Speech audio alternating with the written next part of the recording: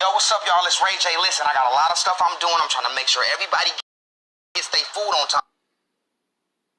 But I'm telling you, Crystal is open late night and it's popping. Hold on, I got you. You want the snacks, the sides, the shakes, the fries. It's on the way. What's good, YouTube? Top of the morning, man. It's coffee. Bright and early with some hip-hop news for y'all. And to start things off, I don't know why, man. I mean, shout out to Ray J getting that bag. We know he's got the Raycon-ish going on. You know what I mean? We hear those ads everywhere. Don't hear him as much on the podcasts as I was before. You know, they like sponsoring all these content creators and whatnot. Y'all feel me on that? Like, I used to hear the Raycon-ish everywhere. It was like nothing but Raycon and Blue Chew pills. We still hear the Blue Chew pretty often. But jump in the comments with some other ads you hear frequently in the content that you tap into, you know what I'm saying, in the blogosphere. But yeah, he's getting that bag, doing that Crystals commercial, and I don't know why. Like, again, shout out to him. I'm not trying to clown him because he's getting money, but it was just funny to me. I don't know. Like, it almost seems like he was cracking the fuck up mid-ad. Maybe that was scripted, I don't know. But I found it funny. What do y'all think? In other news, right, we just went over this yesterday with Irv Gotti going at it with Ja Rule. Fat Joe, I think Ja Rule responded, hopped into the mix. I don't know. I didn't even cover that side of things. But my theory with the whole Fat Joe beef and everything, I really was thinking that this could quite possibly be some promo, you know, that they're doing this all to help Irv Gotti, as you see the ad playing and everything, right? That the Murder Inc. documentary just aired, I believe, last night. Comment if any of y'all seen it, if you liked it. And you see they're also advertising that Hip Hop Tales show that he has, which, again, that ish was dope from what I saw. They basically take like hip hop quotables or songs and use that as a theme for an episode. It's pretty interesting, man.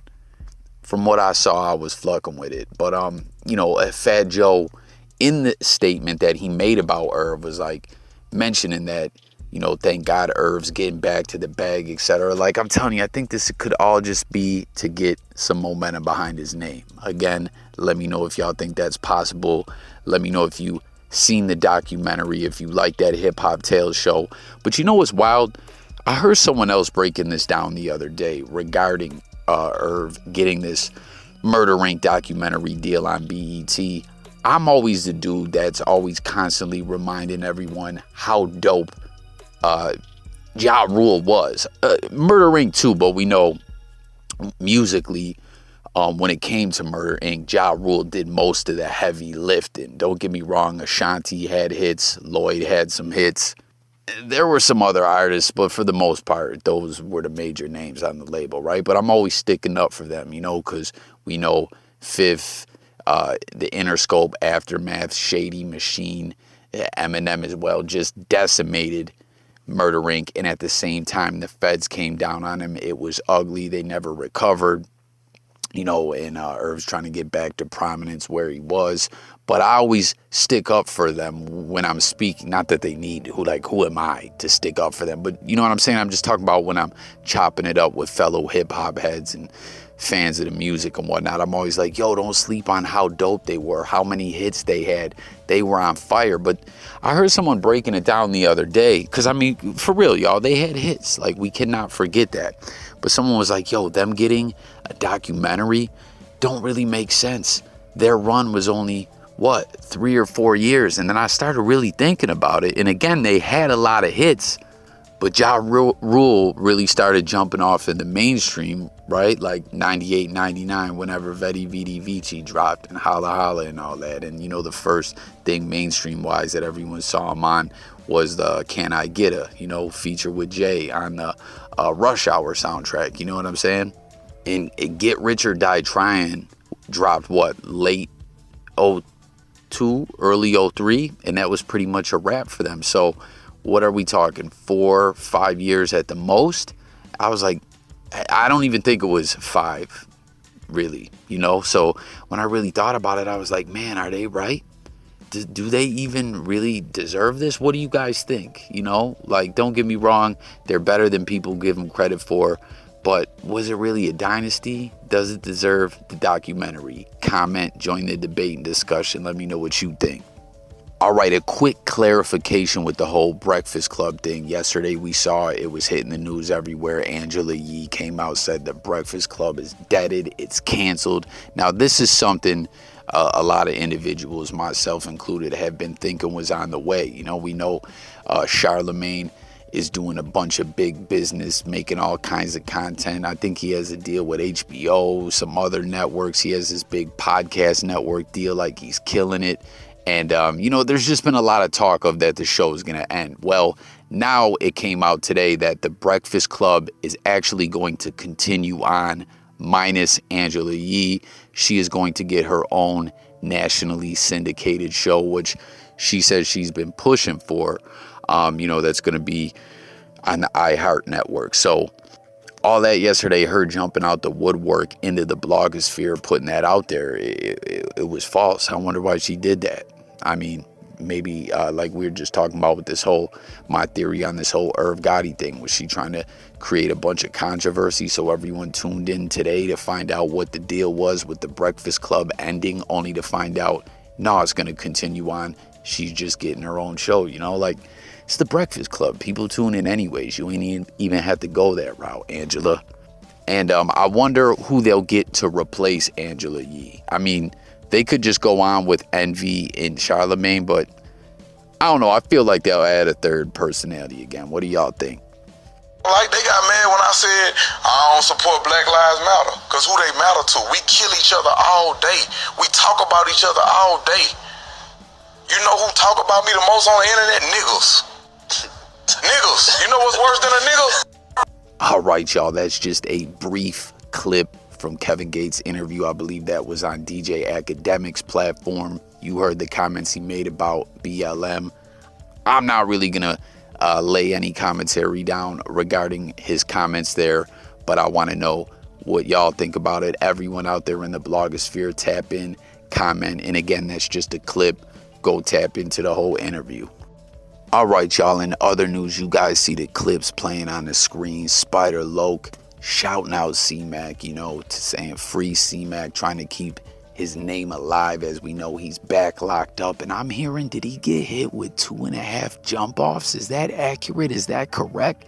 Comment, man. You know, can his popularity and success and momentum, as I always share with you guys, it's all about the momentum in the blogosphere. When you're pushing content, when you're making music, whatever you're doing, it's all about that momentum.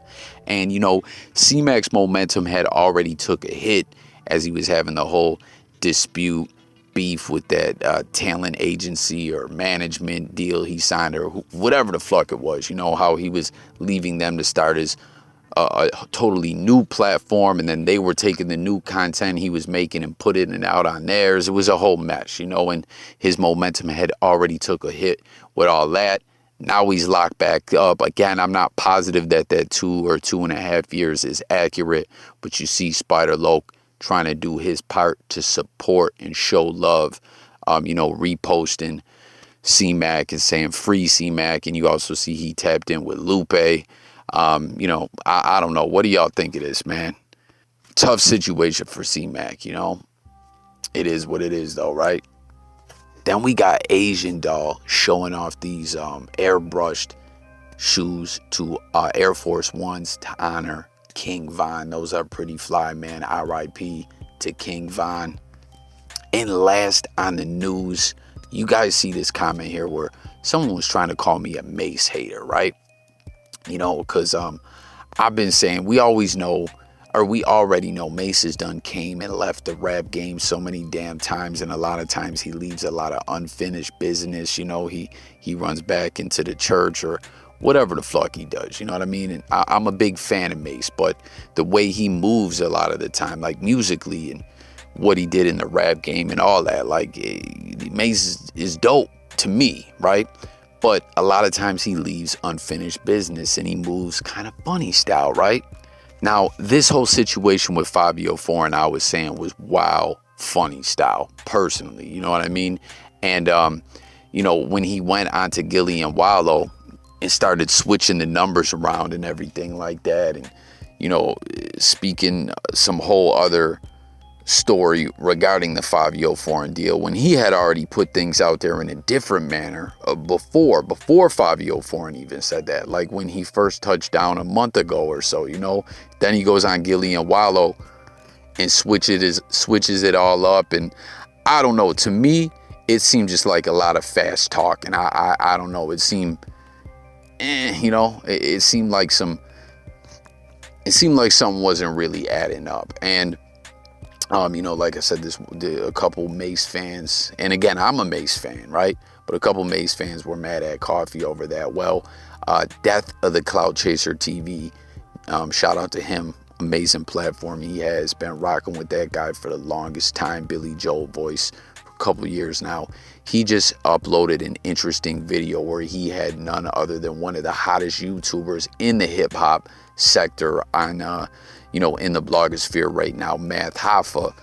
And, you know, Hoffa was kind of saying similar to how I feel about this. Like, after Mase went on Gillie, and he was saying no disrespect to Gillie or Wallow, but he was like, this whole 750 thing, he didn't really prove ish to him, is what Hoffa was saying. He was saying it didn't add up, he felt, as well. And he was saying if Mase had came on his show, what is it called, My Expert Opinion, he would have got to the bottom of it. He would have laid the press game down a little more on Mase. And guess what? He said Mase declined. Maybe Mase felt those vibes coming from Hoffa's way. But go check out the full video over there on Death of the Cloud Chasers TV's channel. And that's going to conclude this video. Hit the comments with your thoughts on all these topics. Stay tuned. A lot more content coming. Hip-hop, music, news, sports, current events, life, and much more. It's Jay Coffee Talk. I'm out of here, guys. Peace.